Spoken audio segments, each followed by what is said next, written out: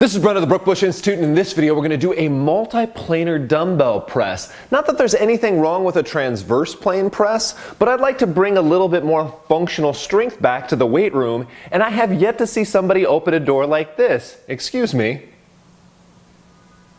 Right, we push things from here. On the field, we push things from here. I'm going to have Melissa come out. She's going to help me demonstrate. Hey, Brent, high five. You don't see that. No. Go ahead and lay down.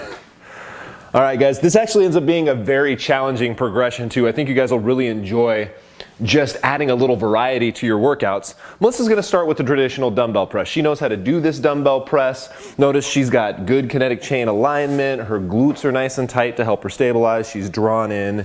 And of course, her shoulder blades are moving with the dumbbells. We don't see her excessively shrugging. But now let's see if we can change this up a little bit. What if she goes at 45 degrees, right? So now she's like pushing here, right? So not quite here, not quite here, kind of pushing from here, which we do have to do in sport. We like football or basketball, like you don't always end up in this position. What if I have her then go, okay, let's do sagittal plane presses. So now your elbows are gonna pass right by your sides. This is really, really tough on the shoulder girdle, guys. She had a really hard time when we first started doing this of getting her shoulder blade to come back with the dumbbell. She kind of wanted to do this thing, right? It's tough. And then come back, and then we can go transverse plane again. Now, of course, you could do sets of any one of these angles, right? Like you could do transverse plane press for 12, and then 45 degree for 12, and then sagittal plane for 12, or you could mix it up.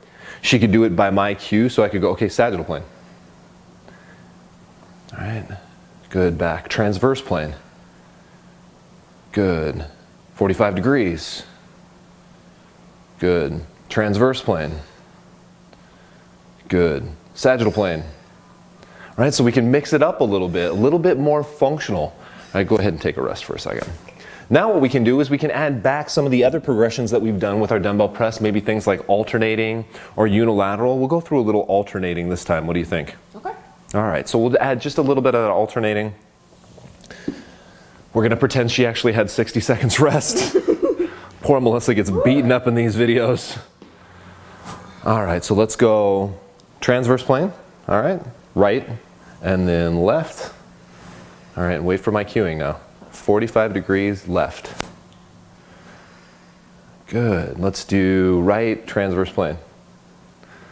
Left, transverse plane. Good, right? 45 degrees.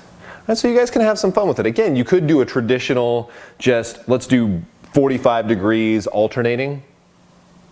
All right, so she could do it just all 45 degrees alternating, or we could mix all sorts of different things up. Like she could go sagittal plane right, sagittal plane left, sagittal plane both. Oh yeah, wear it out. Good, go ahead and relax for a second.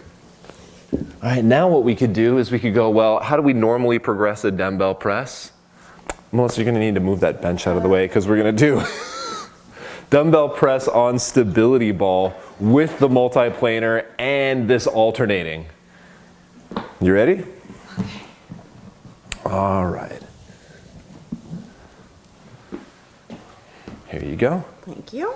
All right, make sure when you roll out, you get into like bridge position. I want really tight glutes so that you're really stable. Good, back up just a little bit so there's no weight on your head. All right, now we'll start together. So both transverse plane, good. Both 45 degrees, both sagittal plane.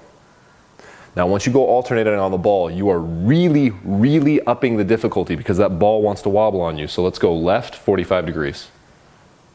Notice I didn't pick one that she was ready for, right? Because that's how sports works. You're not really ready for anything. So as long as you're keeping a tally of how many you do of each, let's do right sagittal plane, right? Left transverse plane, right sagittal plane. All right, left sagittal plane. Good. Come on, right transverse plane. Couple more.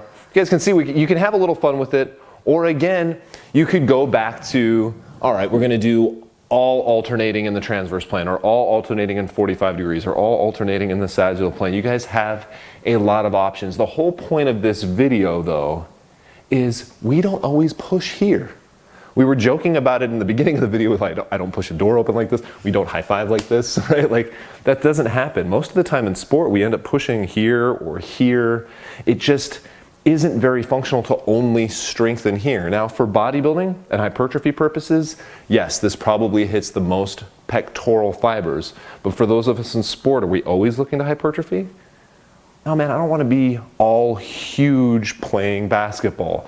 Maybe I don't want to be as big as I possibly can if I'm a wide receiver in football. I mean, it's important to be muscular, but it might be more important to have that strength right here so that you can push or guard yourself against a defender who's coming in to body you up.